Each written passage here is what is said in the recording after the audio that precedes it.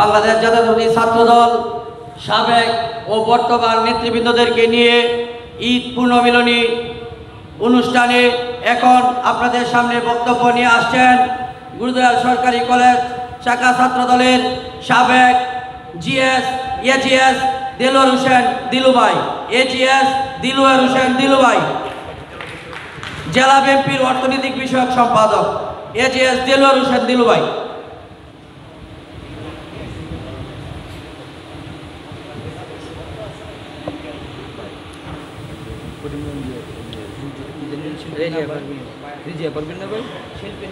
শিল্পীর নাম না রিজিয়া পারভিন কনফার্ম করছে উনি আসতেছেন, ঠিক আছে, সবাই বলে দিয়ে থাকবে যে তোমার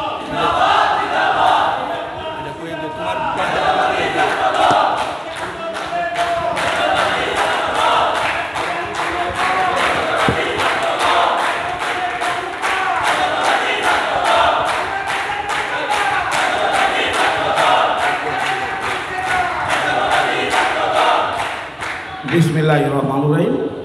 আসসালামু আলাইকুম। ঈদ মুবারক। ঈদ পুনর্মিলনী অনুষ্ঠান আজকে গুরুদয়াল বিশ্ববিদ্যালয় কলেজ শাখা এবং জেলা ছাত্র দলের উদ্যোগে প্রথমেই কৃতজ্ঞতা জানাই জেলা ছাত্র দল এবং গুরুদয়াল কলেজ শাখা ছাত্র দল যে একটা সুন্দর অনুষ্ঠানে আমাদেরকে দাওয়াত দেওয়ার জন্য। বক্তব্যের প্রথমেই আমাদের মাঝে যে উপস্থিত আছেন এখানে সবাই সাবেক ছাত্র নেতা, কেউ গুরুদয়াল কলেজের ভিপি, কেউ জিএস, ওনারা আবার ছাত্র দলে জেলা শাখার নেতৃত্ব দিয়েছেন। সকলকে আপনারা আমরা ভালো করে চিনি। তবে এই ছাত্রদল এই জায়গায় আসার জন্য এবং গুরুদয়াল কলেজের ভিপি জিএস বানানোর পিছনে কিন্তু একজন কারিগর আছে। এই কারিগরটা হচ্ছে আমার রাজনৈতিক অভিভাবক, কিশোরগঞ্জ জেলা বিএনপির দুইবারের সাধারণ সম্পাদক জনাব মাজহারুল ইসলাম ভাই। কেন? আমরা যখন ছাত্র রাজনীতি ক্লাস 8-এ পড়ি তখন আমার এলাকার বড় ভাই মনির হোসেন এবং ফেরদৌস আহমেদ খোকা দুইজনেই মারা গেছে, তাদের আল্লাহ জান্নাতুল ফেরদাউস দান করেন। উনাদের সাথে আমরা ক্লাস 8-এ যখন পড়ি তখন গুরুদয়াল কলেজে আসতাম। তখন গুরুদয়াল কলেজে শুধু ছাত্রদল হাঁটি হাঁটি পা পা করে এগোচ্ছে। তখন 90-এর স্বৈরাচার বিরোধী আন্দোলন প্রায় চূড়ান্ত পর্যায়ে রূপ নিচ্ছে। 90-এর স্বৈরাচার বিরোধী আন্দোলন যখন তুঙ্গে, তখন এই গুরুদয়াল কলেজ ক্যাম্পাস দাবিয়ে বেড়াতো আমার রাজনৈতিক শিক্ষাগুরু জাতীয়তাবাদী ছাত্র দলের বিপ্লবী সভাপতি অ্যাডভোকেট শরীফ ইসলাম শরীফ ভাই এবং গুরুদয়াল কলেজের সাবেক ভিপি খালেদ সাইফুল্লাহ সোহেল ভাই। ওনারা যখনই রাজপথে স্লোগান নিয়ে বেরোতেন, কে বলে রে জিয়া নাই, জিয়া আছে বাংলায়, এক জিয়া লুকান্তরে, লক্ষ জিয়া ঘরে ঘরে, লাল সবুজের পতাকায় জিয়া তোমায় দেখা যায়, তখন জাতীয়তাবাদী মোনা যত ছাত্র আছিল তখন তারা রাজপথে চলে আসত। উনাদের পিছনে আমরা কিন্তু তখন রাজনীতি কি জিনিস বুঝি না। উনাদের স্লোগান দেওয়ার পিছনে আমরা কিন্তু ছুটে বের হয়ে যেতাম, রাজপথে বের হয়ে যেতাম। তখন কিন্তু রাজপথে ছিল সেনাবাহিনী, তখন কিন্তু আমরা সেনাবাহিনীকে ভয় পাইতাম না, কারণ আমাদের নেতৃত্ব ছিল বলিষ্ঠ। তাদের নেতৃত্বের এরকম প্রখরতা ছিল যে তারা ঘর থেকে ছাত্রদেরকে বের করে নিয়ে আসার ক্ষমতা রাখত। তখন গুরুদয়াল কলেজে যখন ছাত্র দলের উত্থান শুরু হইল তখন ছাত্রলীগ কিন্তু গুরুদয়াল কলেজে প্রায়ই ছাত্র নেতাদের উপরে হামলা করত। তখন আমি দেখতাম, আমি ছোট ছিলাম, আমার মনে আছে যে আমার নেতা মাজহারুল ইসলাম ভাই একটা সুজুকি মোটরসাইকেল বট বট করে চালাইতো। উনি মোটরসাইকেলটা রাইকায় বাস দিয়ে বের হয়ে যেত। ছাত্রলীগকে গুরুদয়ালের স্থান থাকতে পারে না। এই সেই মাজহারুল ভাই আজকেও আমাদের নিগরানি করছে। আজকেও কিন্তু বিএনপি সাধারণ সম্পাদক হইলেও উনি কিন্তু ছাত্র নেতাদের মতোই এখনো আমাদেরকে কিন্তু আগলায় রাখতেছে। রাত্রে 1টা বলেন 2টা বলেন, উনি কিন্তু আমাদের মাঝে।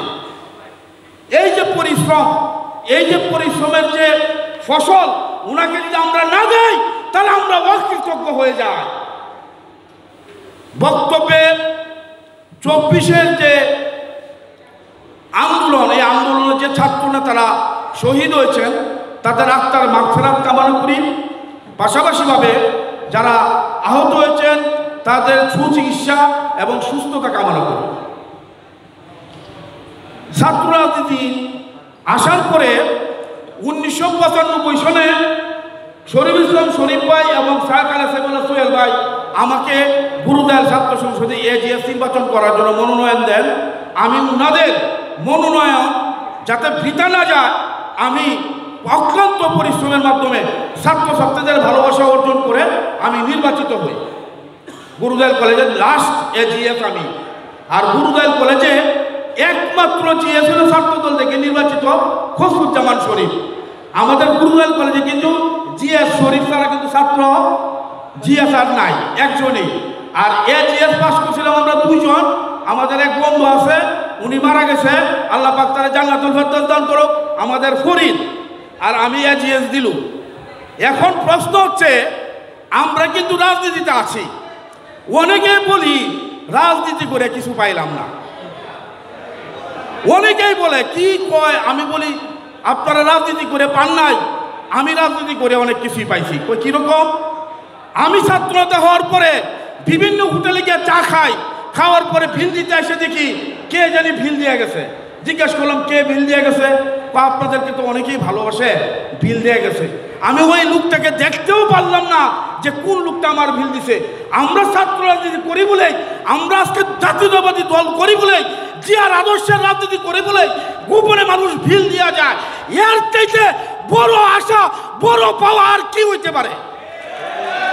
তাই আমার শেষ কথা হচ্ছে, যারা 17 বছর এই ফ্যাসিবাদের বিরুদ্ধে আন্দোলন সংগ্রাম নির্যাতন সহ্য করে এই পর্যায়ে এসেছে, সামনে কিন্তু সোনালি দিন। তাই কোনো ভুইফুর যাতে এই দলের ভিতরে ঢুকিয়া এই টিকিট মিকেট যাতে না নিয়ে যেতে পারে, এই কারণে ছাত্র দলের নেতা কর্মীদেরকে রাজপথে সুদ্ধার থাকতে হবে। আমার কথা হচ্ছে, পরীক্ষিত মেধাবী ছাত্র নেতারা যাতে এই ছাত্র দলের আগামী কমিটিতে আসে, এই ব্যবস্থা এখানে জেলা বিএনপির নেতৃবৃন্দ আপনারা আছেন, এই বিষয়টা আপনারা দেখবেন এবং কেন্দ্রকে বলবেন যে বিগত দিনে যারা আন্দোলন সংগ্রাম করেছে তারা হয়তো পড়ালেখায় ব্যাকস্টারি থাকতে পারে, ক্রাইটেরিয়ার নাম দিয়ে যাতে কোনো ছাত্র নেতাকে জব না করা হয়, এই বিষয়টা আপনারা দেশের অহংকার, তারুণ্যের অহংকার তারেক রহমান সাহেবকে আপনারা জানিয়ে দিবেন। যে ক্রাইটেরিয়ার নাম দিয়া যে ছাত্র নেতারা রাজপথে আন্দোলন সংগ্রাম করে, রাজপথে পরিশ্রম করে আজকে তৈরি হয়েছে, তাদেরকে যাতে ক্রাইটেরিয়ার নাম দিয়া জব না করা হয়, এই বিষয়টা ইনশিওর করার জন্য জেলা বিএনপির নেতৃবৃন্দকে অনুরোধ জানিয়ে আমি আমার সংক্ষিপ্ত বক্তব্য শেষ করছি। আসসালামু আলাইকুম, ধন্যবাদ সবাইকে।